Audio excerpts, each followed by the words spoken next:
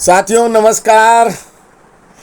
कल 22/9/2024 को प्रयागराज में उत्तर प्रदेश के समस्त जिलों के अधिवक्ताओं का महासम्मेलन था और उसमें बहुतायत जिलों से अध्यक्ष महामंत्री वगैरह आए थे। मैंने भी प्रतिनिधित्व किया था, मैं भी उपस्थित था। वहाँ पर उच्च न्यायालय बार के अध्यक्ष माननीय अनिल तिवारी जी आए थे। उन्होंने कंटेम्प्ट और उच्च न्यायालय और सर्वोच्च न्यायालय के निर्णय का उल्लेख किया। उत्पल कुमार वाला निर्णय रिफर किया और उसमें बताया कि वहां से कंटेम्प्ट अधिवक्ताओं पे लागू हुआ, किंतु एक दिन के बहिष्कार के लिए छूट दी गई थी। लेकिन मैं उस पर दूसरी चर्चा करना चाहता हूं। भारतवर्ष की स्वतंत्रता अधिवक्ताओं के संघर्ष, बलिदान, आंदोलनों से आई है और किसी न्यायिक निर्णय से नहीं आई है। न्यायपालिका परतंत्र भारत में ब्रिटिश काल में भी थी और किसी न्यायाधीश ने, न्यायपालिका ने कोई आंदोलन नहीं किया, कोई निर्णय नहीं किया स्वतंत्रता के पक्ष में। यह एक मूल सोच का अंतर है। जो विधान है, गवर्नमेंट ऑफ इंडिया एक्ट था तो वो, या भारत का संविधान है तब वो, उसके अनुरूप वो निर्णय लेते हैं। इमरजेंसी भी लगाई गई थी तो इमरजेंसी से मुक्ति जन जन के आंदोलन और विशेषकर अधिवक्ताओं के आंदोलन से आई थी। किसी न्यायिक निर्णय से इमरजेंसी नहीं खत्म हो पाई थी और यह बात सबको समझनी होगी। तो आजादी हमें न्यायपालिका के निर्णय से नहीं मिलती है। न्यायपालिका न्याय करती है उन विधानों के प्रभाव में और उसके अनुरूप, उसकी भावनाओं के अनुरूप जो विधान उसके सामने प्रस्तुत किया जाता है।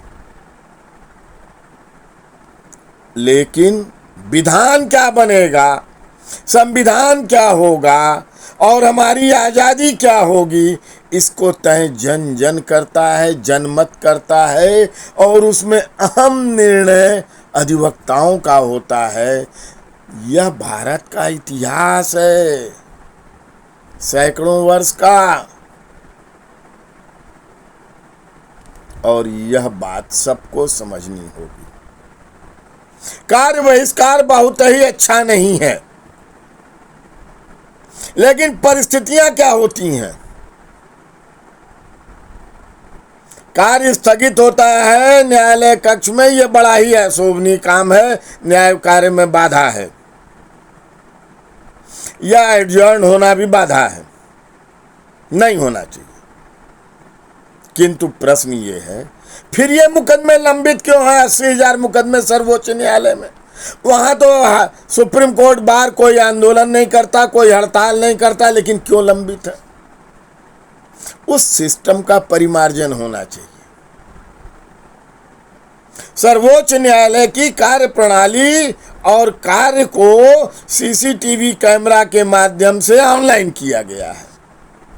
उच्च न्यायालयों का भी ऑनलाइन कुछ हुआ है, जिला न्यायालयों का ऑनलाइन क्यों नहीं होता है? किसके कारण मुकदमे स्थगित हो रहे हैं, लंबित हो रहे हैं, न्याय का गला घुट रहा है, वादकारियों की पीड़ा बढ़ रही है? इसके निर्धारण के लिए पारदर्शिता क्यों नहीं लाई जाती है? मालूम हो जाएगा कि किसके कारण कार्य विलंबित हो रहा है, मुकदमे लंबित हैं। अधिवक्ताओं की सुविधाओं का बड़ा अभाव है। नई न्यायपालिका मैंने भवन बना हुआ है प्रतापगढ़ में, मैंने देखा कितने कमरे अधिवक्ताओं के लिए बनाए गए, कितनी सुविधाएं अधिवक्ताओं को दी गई। क्या 48 डिग्री का टेम्परेचर अधिवक्ताओं को बेचैन नहीं करता, बेहाल नहीं करता, पसीने से लथपथ नहीं करता? हमें अपने बस्ते तो ढोने ही होते हैं, किताबें भी ढो के लेके जाना पड़ता है, बरसात में भी। तब कब हम आड़ लें, कैसे लें? आंधी तूफान भी आता है। देश में 3 करोड़ मकान बन गए गरीबों के लिए, लेकिन हम अधिवक्ता आज भी झोपड़ियों में, टीनों में दिन भर अपना काम करते हैं। तुर्रा ये कि काली कोट पहने रहते हैं, गले में बैंड बांधे रहते हैं, और परीक्षा हमें खड़ा होकर देना होता है। घंटों बहस करें, जिरा करें, बयान कराएं, तो हम लगातार खड़े रहते हैं। पैरों की परीक्षा होती है, और हम नोट भी कुछ करते रहते हैं। विपक्षी अगर बोलता है, आर्गुमेंट करता है, तो हम हाथ की परीक्षा देते हैं और दृष्टि की परीक्षा देते हैं। पढ़ते लिखते रहते हैं खड़े होकर न्यायालय में, और साथ ही साथ न्यायाधीश महोदय पे भी दृष्टि रखते हैं। वाणी की भी परीक्षा हमें देनी पड़ती है। बार बार कोई बात हो, कुछ कहना हो, सुझाव देना हो, विधि व्यवस्था बनाना हो, विधि व्यवस्था बताना हो, लेकिन हमारे लिए क्या परिस्थितियां बनाई गई हैं, कौन सी अनुकूलता बनाई गई है। और इस जबकि ऑनरेरी रूप से, आडंबर के रूप में सर्वोच्च न्यायालय, उच्च न्यायालय कहती है अधिवक्ता, advocates are officer of the court. अपने इन ऑफिसरों का न्यायपालिका, विधायिका कभी सुध ली? न्यायपालिका ने कभी निर्देश जारी किया कि ऑफिसर ऑफ द कोर्ट हैं, कुछ को, एक ऑफिसर को, यानी जो जुडिशियल ऑफिसर होता है, उसको सारी सुविधाएं मिल गई हैं, टॉप प्रायोरिटी पे मिलती हैं। यह निर्णय सर्वोच्च न्यायालय और उच्च न्यायालय ने दिया है। लेकिन दूसरे ऑफिसर ऑफ द कोर्ट मौकरी हो बन गई है।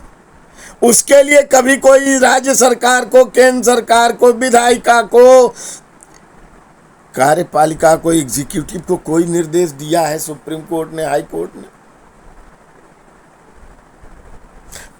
साथियों, विचारना तो होगा। हमारी बीसीआई और बार काउंसिल एक असफलता के गहरे दौर में गुजर रही है। निश्चित रूप से प्रतिनिधित्व का दोष हो सकता है, लेकिन स्थितियां यही है। उस पर विशद चर्चा होगी, लेकिन आज इस विषय पर कि आज़ादी न्यायपालिका के और न्यायालय के, उच्च न्यायालय, सर्वोच्च न्यायालय या प्रीवी काउंसिल के निर्णय से नहीं मिली है। अधिवक्ताओं ने बढ़ चढ़कर अपने योगदान दिए हैं, बलिदान दिया है, तब मिली है। आपातकाल से भी मुक्ति किसी न्यायिक निर्णय से नहीं मिली है। यह स्वतंत्र भारत का इतिहास है।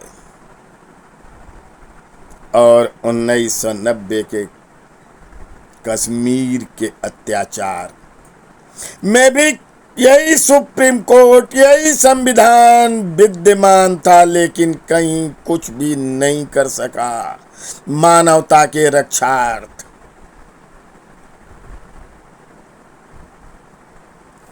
जय अधिवक्ता समाज।